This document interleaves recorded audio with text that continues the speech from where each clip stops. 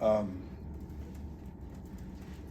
getting ready for Ole Miss, they got four guys in Murray and Morrell and Flanigan and Brakefield that are all four, kind of on the top of their games. Three of the four are seniors, and just older players, guys been around the league a long, long time. And you could make an argument that, at their respective positions, they're going to be thought about as one of the better players in the league at their position. Murray, right now, he's making 40. He's made 43s at 45% from three. By comparison, Aiden's made 38 at 35%. We all know what a great shooter Aiden is, right?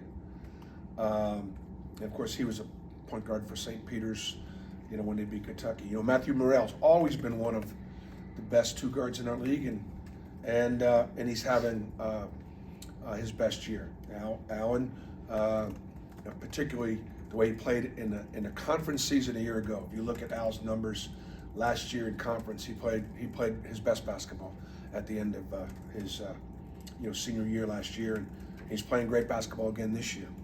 And then Brakefield, he was a guy that we recruited before he went to Duke. He came here on an official visit and chose actually Duke over Auburn, and then he transferred to Ole Miss and is having the best year of his career.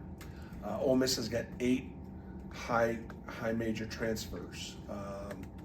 They got a couple guys eligible due to the 2-time transfer rule, Murray and then Seaside. So this is a really talented roster, and Coach Beard has done a great job in his first year in the league, as they've only lost 2 games on the road at LSU and at Tennessee.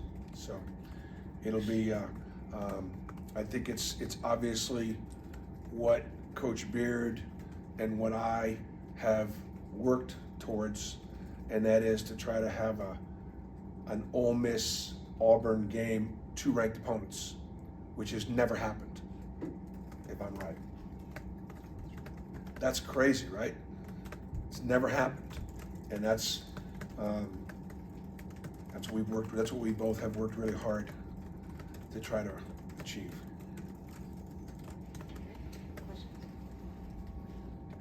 Is to start out looking at Allen and Wes coming here for the first time, I guess. How, as you look at that, kind of how are you feeling about just kind of that? Well, the biggest thing I've said, and it's really the only thing I've said about it, is just that I hope that our students remember that those guys both graduated from Auburn. They're both Auburn men, and take that into consideration, because I'd rather have them treated as Auburn men and opponents than any animosity about the transfer. Questions?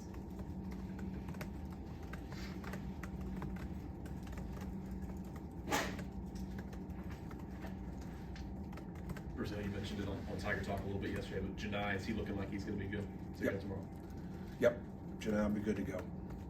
And I think this will be one of the more athletic teams. In addition to those 4 guys, then they got 2 7-footers and 7-foot plus, and lead they're one of the leading shot blocking teams in the country. I think they're number 3 in the country in block shots. So, their rim protection is obviously elite.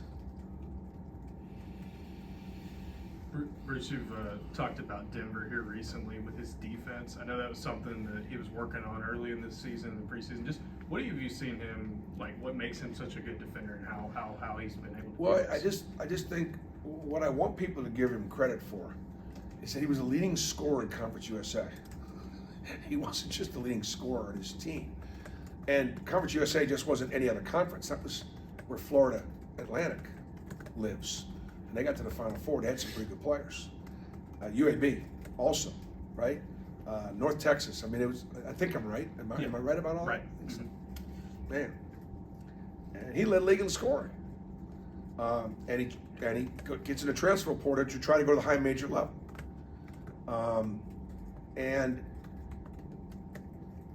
is asked, to be a real important piece on a really good deep roster, where now you're going to be playing 20 minutes a game or so, maybe 20 to 24, whatever, versus 32, 34 minutes a game and shooting it every time. And every play call designed for you. But the one area that Denver definitely needed to improve on was his defense. He had to rest a little bit on the defensive end to be able to have enough energy to score to give them a chance to win every night. Where now he can't take, we're not having him take possessions off. He's not taking possession off. He's sitting down and guarding point guards and some of the best guards in the country every night. And he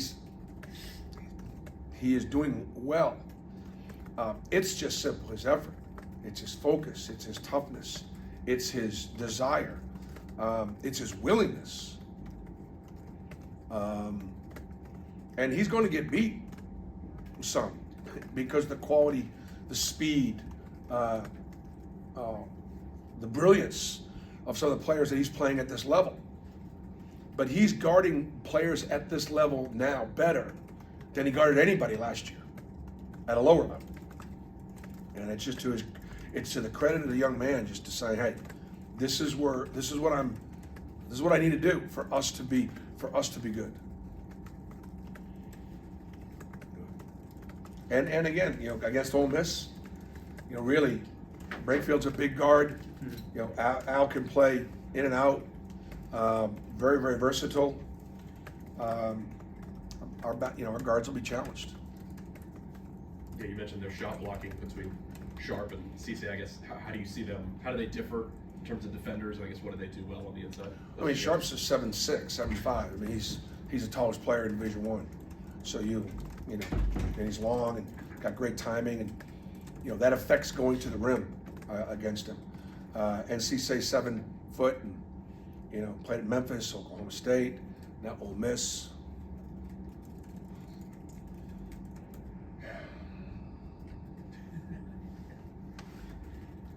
I guess going off of what I was asking earlier with Denver, your backcourt in general, like in the Vanderbilt game, didn't have a ton of scoring production, but really locked in on defense the whole way. What's it say about that crew that, no matter what they're doing on offense, they're really, really continue to work hard on defense? Well, I think it says a lot about their character. I think it says a lot about their unselfishness. It says a lot about their willingness to sacrifice for the team.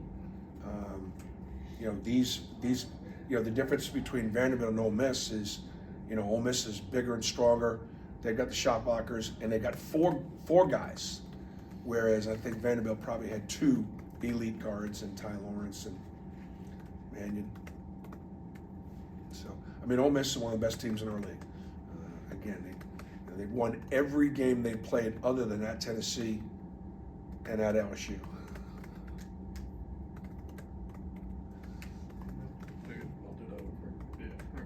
Yeah, it's just what we talked about Al. What have you kind of seen in his game? I know he's taking on kind of a leading role for them that maybe differs from when he was here with you guys. He's getting a lot more shots. And there've been some rule changes too now. Secondary, Al had no problem ever beating his primary defender. It was always that secondary defender that would come over and take charges that you can't stay in front of Al. Thanks, Bruce. Okay. Appreciate it.